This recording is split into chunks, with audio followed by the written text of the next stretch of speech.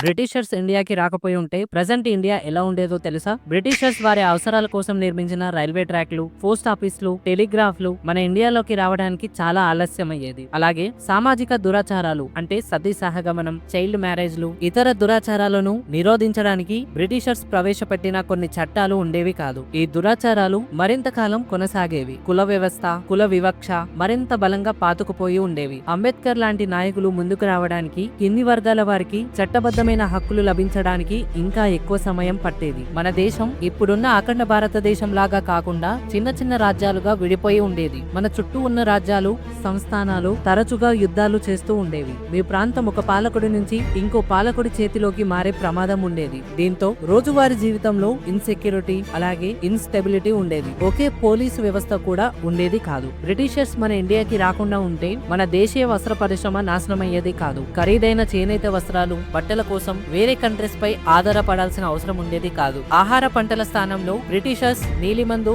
నల్లమందు ఇలాంటి commercial crops వేయాలని బలవంతం చేసేవారు కాదు. దీంతో కరువులు వచ్చే ఛాన్సెస్ చాలా తక్కువ. అలాగే ఫుడ్ సెక్యూరిటీ కూడా మెరుగ్గా ఉండేది. బ్రిటిషర్స్ విధించిన అత్యంత క్రూరమైన హెవీ టాక్సెస్, జమీందారీ విధానం ఉండేవి కాదు. దీంతో మన శ్రమకు తగిన ఫలితం దక్కేది. నిత్యం అప్పుల భయం ఉండేది కాదు. గురుకులాల వంటి ఎడ్యుకేషన్ సిస్టమ్ కొనసాగేది. ప్రైమరీ ఎడ్యుకేషన్ కూడా మాతృభాషలోనే ఉండేది. బ్రిటిష్ పాలన లేని భారతదేశం ఆర్థికంగా బలంగా ఉన్న సామాజికంగా కొంతవరకు వెనుకబడి ఉండేది. రోజువారీ జీవితంలో అధిక పన్నుల భారం తప్పేది. కానీ రైలు ప్రయాణం, మోడర్న్ ఎడ్యుకేషన్ ఆలస్యమయ్యేవి. మరి ఈ విషయంపై మీరేమనుకుంటున్నారో ఖచ్చితంగా కామెంట్ చేయండి. జై హింద్.